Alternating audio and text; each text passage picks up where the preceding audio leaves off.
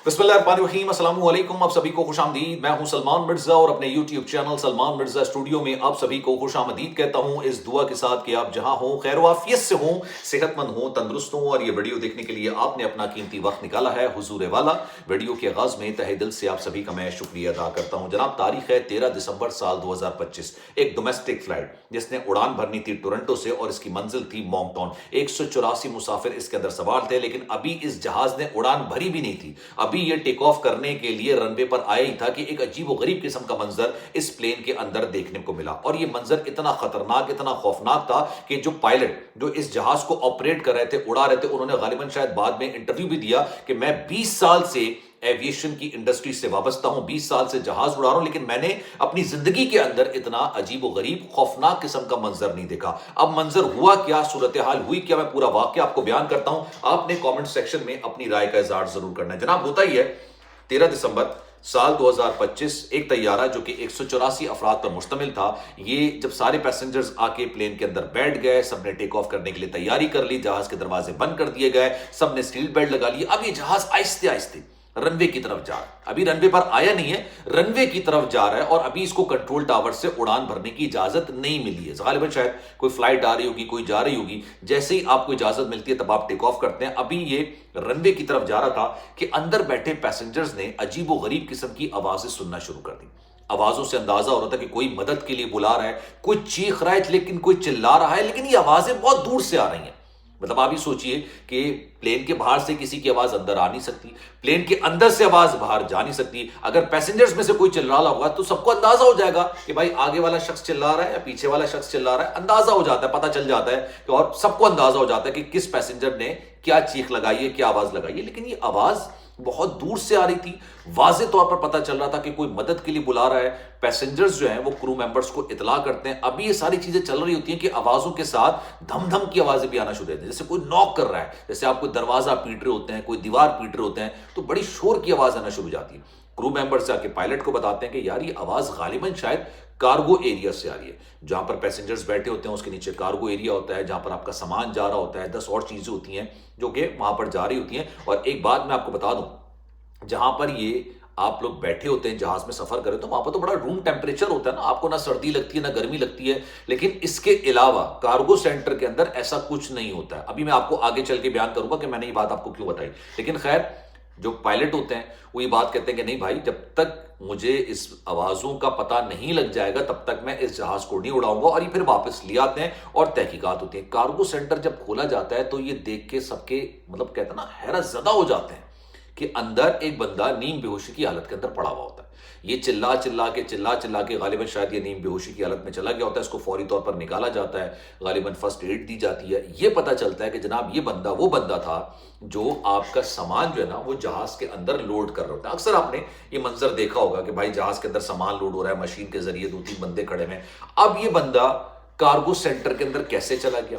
और ये एक नहीं होते, 3-4 लोग होते हैं और ये मेक श्योर करते हैं कि भाई सारे लोग बाहर आ गए हैं, सामान अंदर लोड हो गया और फिर कार्गो का जो एरिया वो बंद कर दिया गया, लॉक कर दिया गया।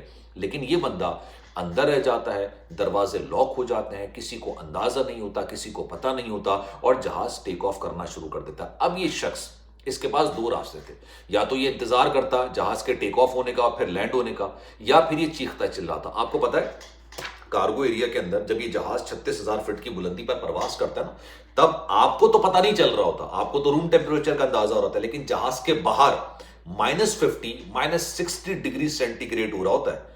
ये जो 36,000 फीट की बुलंदी पर जब जहाज प्रवास कर होता है, इतना सर्द किस्म का मौसम होता है। और यही जो ठंडक होती है ना, ये कार्गो एरिया के अंदर भी महसूस की जाती है। अक्सर आपने ये वाकया सुनोगे कि बच्चा जो है ना वो व्हील एरिया में बैठ के एक मुल्क से दूसरे मुल्क आ गया। आपको याद होगा एक बच्चा आया था, भारत आया था अफगानिस्तान से चल के। लेकिन इस तरह के वाकयात हो जाते हैं और ये हैरत अंगेज तौर पर होता है कि भाई ये बंदा सरवाइव कैसे कर गया पूरे रास्ते के दौरान। ऑल्दो ये एक डोमेस्टिक फ्लाइट थी, ज्यादा लंबी फ्लाइट नहीं थी, लेकिन इस इंसान का बच जाना भी एक मौजज़ा होता अगर ये शोर चिल्लाता नहीं।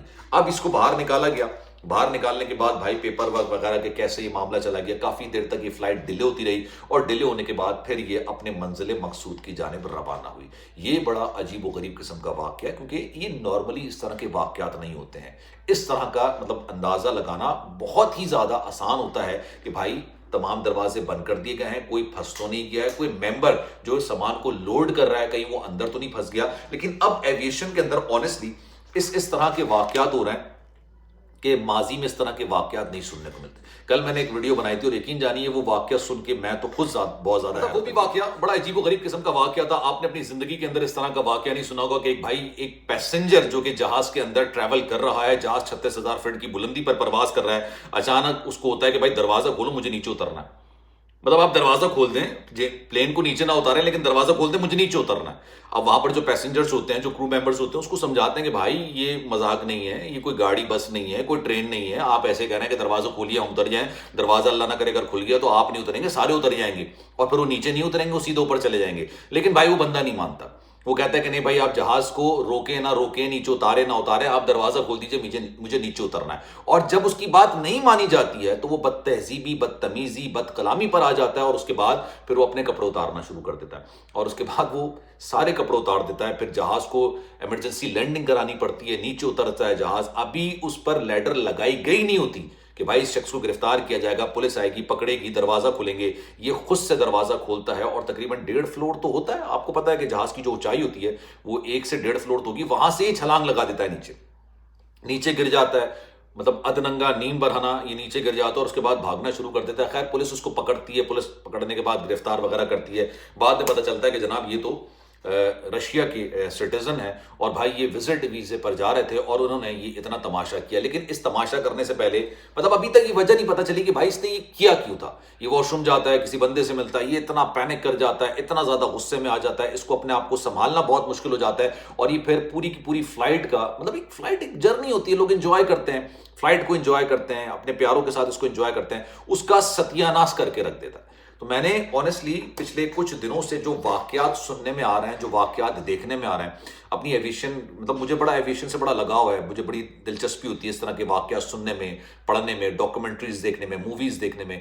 اس طرح کے واقعات مطلب فکشنز پر مبنی ہوا کرتے تھے، موویز میں دکھائے جاتے تھے لیکن ریئلٹی پر مبنی نہیں ہوتے تھے کہ بھائی کوئی انسان اس طرح کی حرکت کرے گا، ٹھیک ہے، کوئی مطلب کارگو کے اندر بیچارہ پھنس جائے گا، ٹھیک ہے، وہ پھر بڑی مشکل سے اپنی جان بچائے گا. اب یہ جو میں نے آپ کو ریسنٹ واقعہ بتایا، یہ اگر اپنی جان اس طرح سے نہیں بچاتا تو اس کی جان بچنے کے امکانات تقریباً نہ ہونے کے برابر تھے. کیونکہ جب یہ جہاز 36,000 فٹ کی بلندی پر جاتا، اندر جو ہے وہ -60 -50 اتنا کوئی ٹیمپریچر ہو جاتا، وہاں پہ یہ سروائیو کرنا اس کے لیے بہت زیادہ مشکل ہوتا، سانس لینے میں اس کو بہت زیادہ مشکلات کا سامنا کرنا پڑتا. اس طرح کی ہزاروں چیزیں ہوتی. لیکن یار بڑی اچھی بات ہے کہ اس نے اپنی زندگی کے لیے فائٹ کی تھی نا، اس نے اپنی زندگی کے لیے لڑائی کی اور اس کے بعد اللہ نے اس کی زندگی رکھی ہوئی تھی.